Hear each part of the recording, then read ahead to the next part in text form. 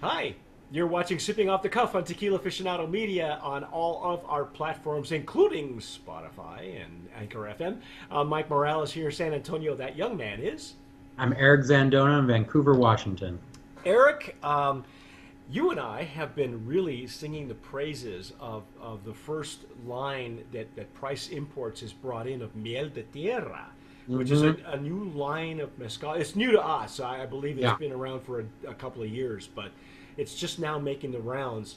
Miel de Tierra, I don't know if you can see that. It's a very colorful label, and Hmm. not only the first version that Eric and I had was the Salmiana mezcal. Yeah. It's an 80 proof mezcal. This is also 80 proof. This is an Espadin, correct? Yep. Yeah. It's a traditional artisanal espadin that's cooked in a pit oven and fermented with a natural fermentation in wood vats and then copper distilled. Now you'll notice on the back you'll see a honeycomb decal, and you see the bee. And what I really like about when I read the point of sale material, the sell sheet as they call it, or POS I like to call it, but I like that a portion of their proceeds go to helping preserve the bee population in Mexico, Yeah. and probably all over Latin America. I mean, I don't know how far bees travel, Yes. so um, so I thought that was very cool because bees and bats are two of the top pollinators of all agave. Right. So including and even sotol and things like that. So Mhm. um, We have this little emblem here about the bee program that they run. yeah, did they call it a specific name? The bee program?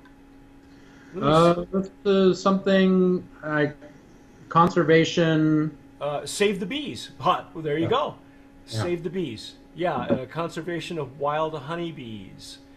So that is very cool. So we were very excited with the Salmiana. I was that was my first Salmiana at a 40 proof, Yeah. 40 ABV. But tonight we're going to try the Espadin. This is by the same the same hand of the maker as well, which I think I mangled his name the first time, but No, so the Salmiana is from San Luis Potosí, right. whereas this Espadin is from Oaxaca, and this is produced by Oh, uh, Don I have Hector Mateo, right? Don Hector Mateo. Yes. But it still uses the rustic copper alembic, Yeah. wild yeast, local pine vats for fermentation, Hmm. a conical oven. So this is very much a traditional, artisanal. There. I have Yeah. to be careful now because mezcal does have the designations traditional, Right. artisanal, and ancestral Right. that they can use, and I love that about all the lines. Hmm. So this is considered artisanal, correct? Yes. Okay. Yeah. Yeah. All right. Well, I'm going to be using my Stasel jarrito.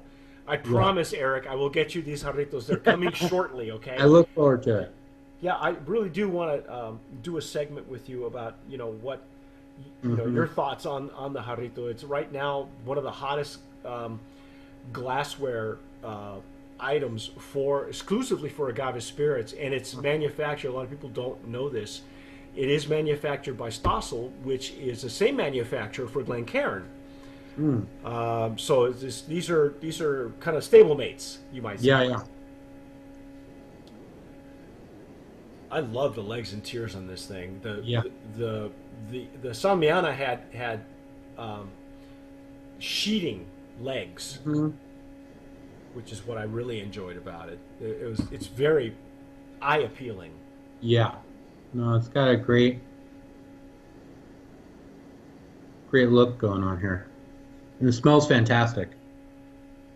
Oh my, Yeah. yes. It now this does smell like an espadin that you and I have had from the same area. Yeah. either at higher or lower ABVs, the Yeah. aromas are Yeah. very consistent. Yeah. Sweet and fruity on the nose, almost floral sometimes. Yeah. Yeah. I would say definitely a little bit brighter than the Salmiana, more floral, more. There's some more smoke in the nose. Yes, yes, right in Uh, the. I'm getting it in the center of this glass here. yeah. You know, you mentioned that Salmiana when you were discussing it that it was beefy, it was meaty, you know, Yeah. and I for some reason blanked out and didn't put two and two together that it's the same plant that pulque is made with, and so it would make sense that the aromas and the flavors would be heavier and thicker and meatier Mm. in an older plant. I mean, Yeah. Salmiana takes a long time for it to become mature. So, Right. So the Salmiana they harvest around 10 years, and whereas these Espadines they say they're harvesting between 6 and 8 years. mhm. So Which is still, you know, looking at what they're doing in the tequila industry right now, you're harvesting plants as young as 4 years old if they yeah. meet a certain bricks category, you know, a certain bricks degree. So bricks being the amount of sugar, Sugar content. the Yeah. sugar content. So they're going. Some of them are going as young as 4 years old, and 4, 5, and 6. Mhm. So it's nice that they're letting these plants mature even more. Yeah.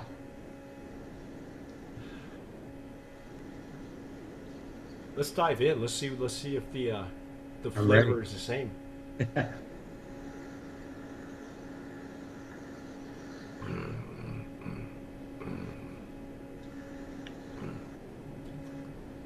It's really nice. Wow. This has a classic Espadin character to it.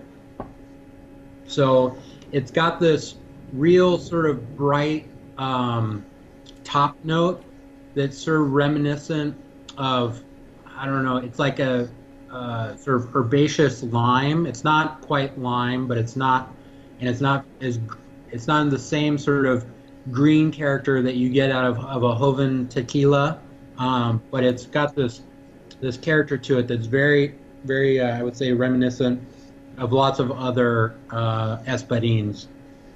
Real classic. Yeah, you know, it's surprising to me that all the characteristics that you would get in a higher ABV Espadin that I'm sure you and I have had, you know, several Yeah.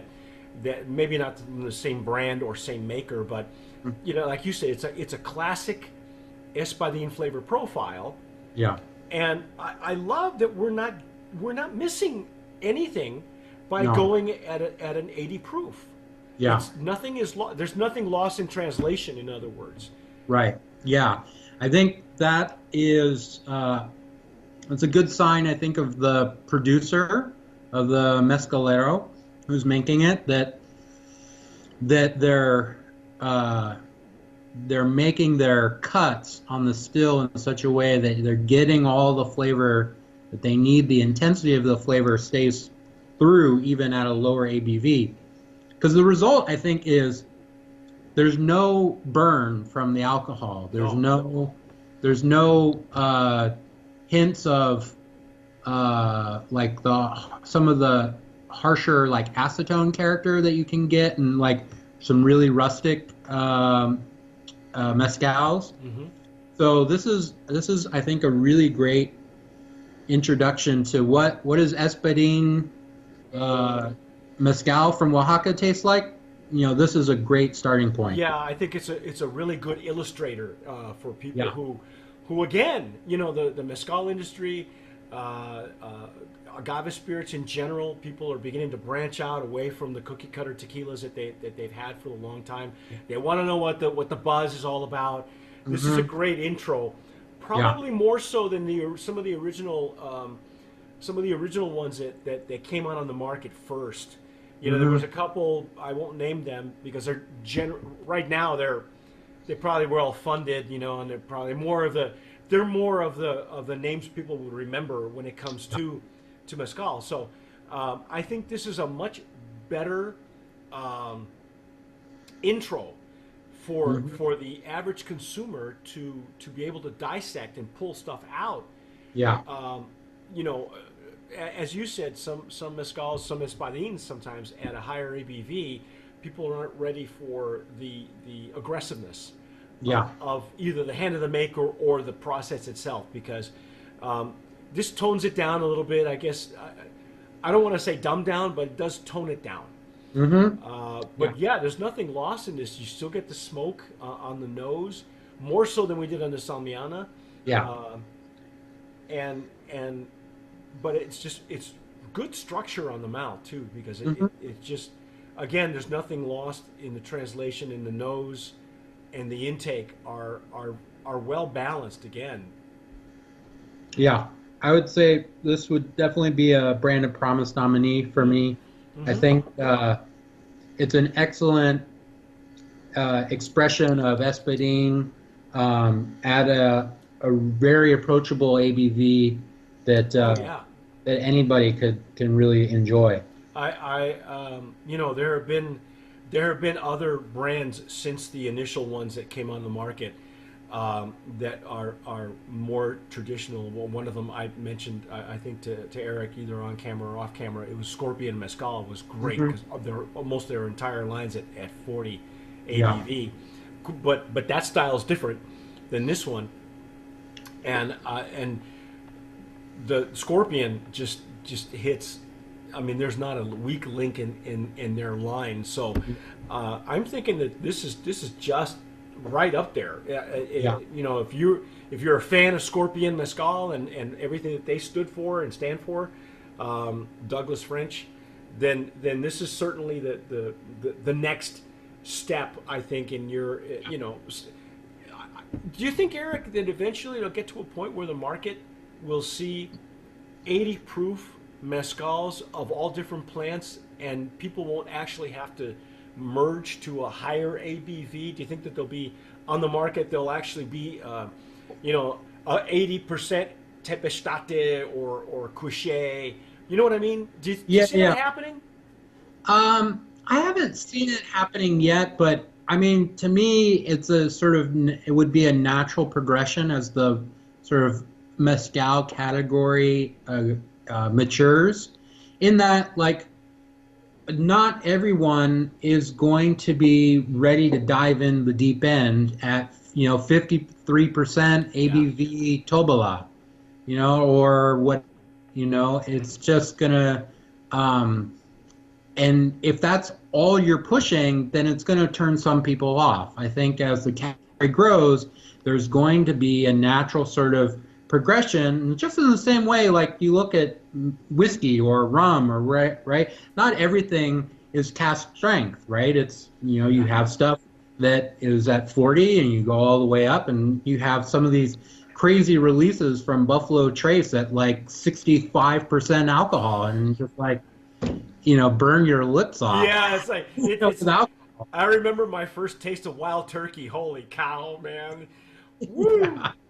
Yeah. So, you know, I think, you know, there's a place for everything, right? As the, you know, the people who are really passionate about mezcal right now really love these really intense flavors that you get out of it. Right. But I think as the market grows, you're going to see more of these spirits like Miel de Tierra, where they're looking to introduce people to the category, and then they can always branch out and try higher proof stuff. And, you know, and the other thing that I think is going to be interesting is to see, right now there's a big emphasis on single agave mezcals. Right. And the tradition for most of mezcal's history were what people called ensembles or medleys. Or medleys, yeah. And so I think there will also be a beginning to return sort of back to that in some ways, that there'll be some producers that will focus on an ensemble as their core expression. In the same way others will choose to continue to focus on single varieties. So I think it's all a matter of time as the category sort of grows and matures. Well, as long as it's still, as long as the growing part of it of the plants are in a sustainable manner, Yeah. because that's important. That's a big that's a big point of contention. I see a lot of some of the makers, like Douglas French, who are planting, Yeah. plants from seeds that he's harvesting for the Yeah. next generation. And we see more and more of that now, and we really do need to see that, because otherwise, as you said, yeah, there's room in the category to grow on the shelf, but that Hmm. doesn't necessarily mean that there's going to be enough plants to go around. Right. Because isn't it true? I read this, and I agree. I believe it, that ensembles or medleys were actually originally done that way because there just wasn't enough plants to go around, on this property. So you Right. had a mixture. It's a blend of plants. You got one from here, one from there, one from there, and you pit roast them and you put them together and you distill it and you come up with something really unusual. But that Right. was done out of necessity as well. Yeah. Yeah. I mean, if you think about like just the plants themselves, espadines and some other varieties are fairly large plants and they grow really well and they propagate really well. They can grow through these little shoots or they can grow through seed, and they have a variety of ways you can clone them. But then there are other varieties like Tobola. It's this tiny little thing that only grows through seed. They don't send out little shoots and they don't clone. And so, to think like in order to make a single bottle of Tobola, you have to use this huge amount of plants. Right. Whereas in a sort of traditional production, right, well, mostly what's out in the field are espadines and some other varieties, and maybe you found a Tobola, so you added some of that in and as a flavoring, and to change the character of the flavor a little bit. But that's what you did. You harvested what was ready and what was out in the field. Now people are planting more, which is great because we need more plants. Yes. There's more brands running their own nurseries, like Douglas French. There are a bunch of companies now that have nursery programs that are growing from seed, which is really important. So I think that's encouraging. But as long as those things keep going, as long as the plants continue to be taken care of, then we can enjoy mezcal for a lot longer. Well, that being said, Miel de Tierra is certainly a brand of promise nominee for us. This is the Espadin at 80 proof, ladies and gentlemen. Beautiful rendition, as Eric put it succinctly. This is a great expression of what an Espadin mezcal should be, and you can't go wrong. Yeah. I'm sure it's available in California, hopefully a much wider locations, but that Yeah. is our analysis of Miel de Tierra, which means sweetness of the earth, or honey of the earth. It's kind of a take on words. But that's our take. I'm Mike Morales here in San Antonio. That gentleman out there is. I'm Eric Zandona in Vancouver, Washington. You have been watching and listening to Sipping Off the Cuff on all of our platforms. Please subscribe wherever you're watching or listening to us. But whatever you do, tomar sabiamente. Sip wisely.